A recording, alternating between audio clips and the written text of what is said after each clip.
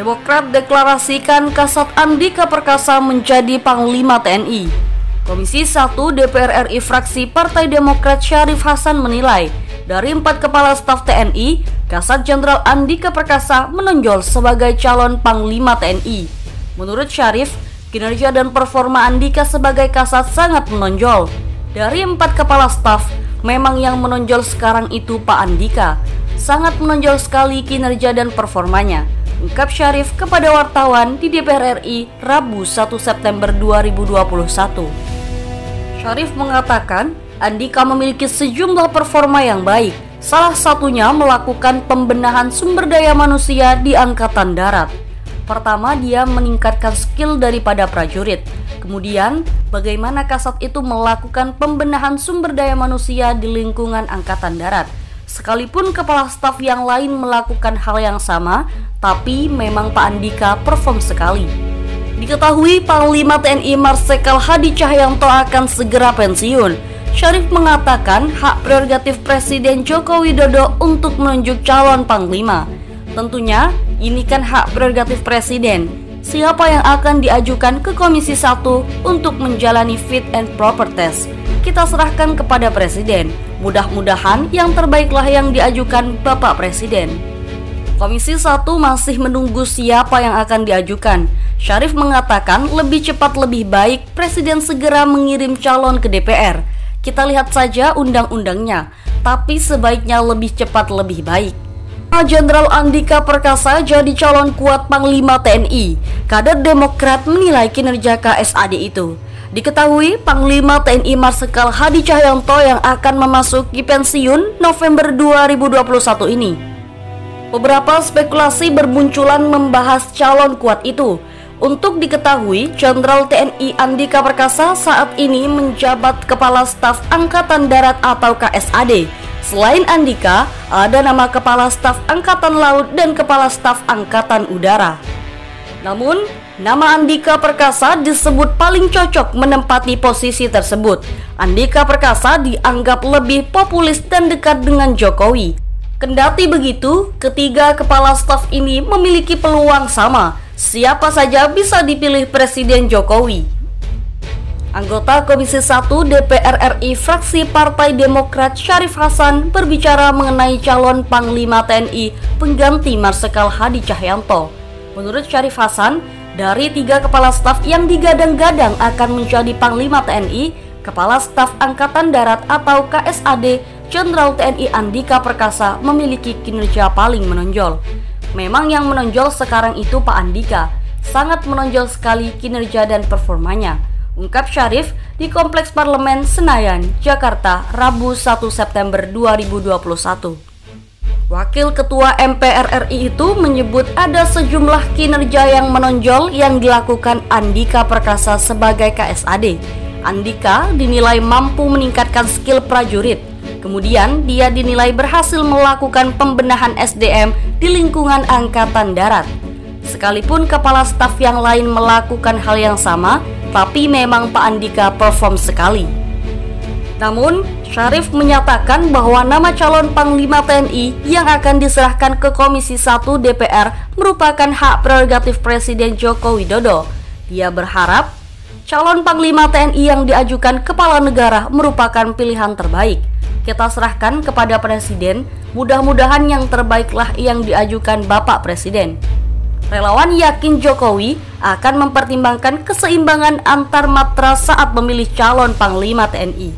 Relawan Jokowi Mania Immanuel menilai tidak menutup kemungkinan pergantian Panglima akan dilakukan lebih cepat berbarengan dengan reshuffle kabinet.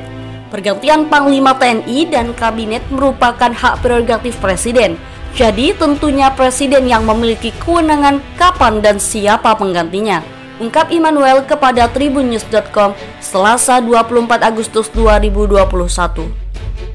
Menurut dia, bursa terkuat calon Panglima TNI saat ini yakni Kepala Staf Angkatan Laut atau KSAL Laksamana Yudo Margono dan Kepala Staf Angkatan Darat Jenderal Andika Perkasa. Ia mengatakan dalam menentukan calon Panglima TNI, Presiden memiliki banyak pertimbangan, di antaranya keseimbangan matra dan usia pensiun. Selain itu, tentunya faktor kedekatan dengan presiden juga diperhitungkan. Dari sisi popularitas dan kedekatan dengan presiden, Jenderal Andika Perkasa memungkinkan untuk menjadi Panglima TNI setelah Hadi Cahyanto. Kasat Andika Perkasa memang calon yang bagus, apalagi beliau orang dekat presiden. Hanya saja dari sisi keseimbangan matra dan usia pensiun, Yudo Margono lebih memungkinkan karena Andika akan memasuki masa pensiun pada November hingga Desember 2022, yang artinya hanya akan menjabat kurang lebih 1 tahun apabila terpilih sebagai Panglima TNI. Sementara usia pensiun Yudo Margono 1 tahun lebih lama dari Andika Perkasa. Selain itu, dari keseimbangan antar matra kata Noel, Panglima TNI nanti lebih condong ke Yudo Margono.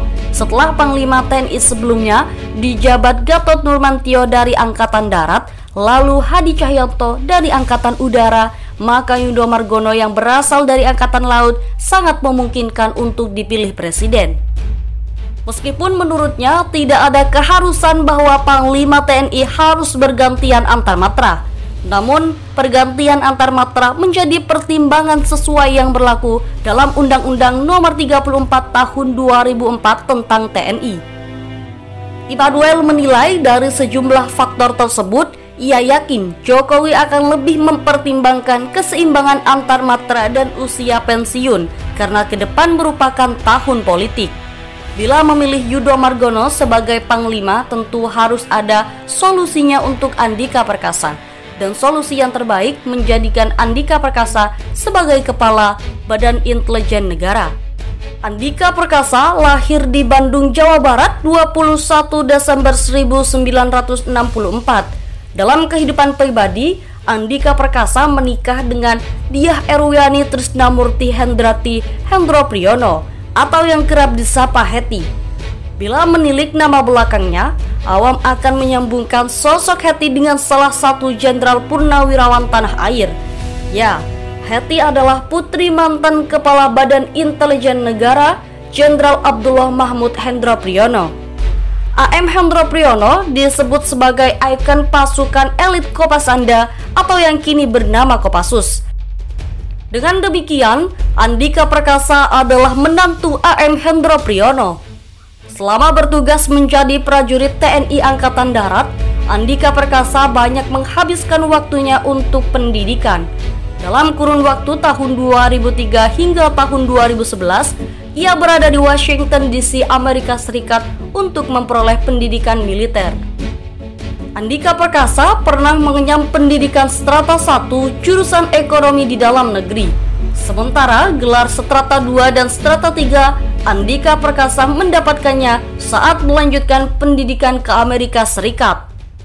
Andika Perkasa adalah lulusan dari The George Washington University, National Defense University, serta Harvard University. Ia pun memiliki 3 gelar S2, yakni MA, MSc, dan MPhil, serta 1 gelar S3, PhD.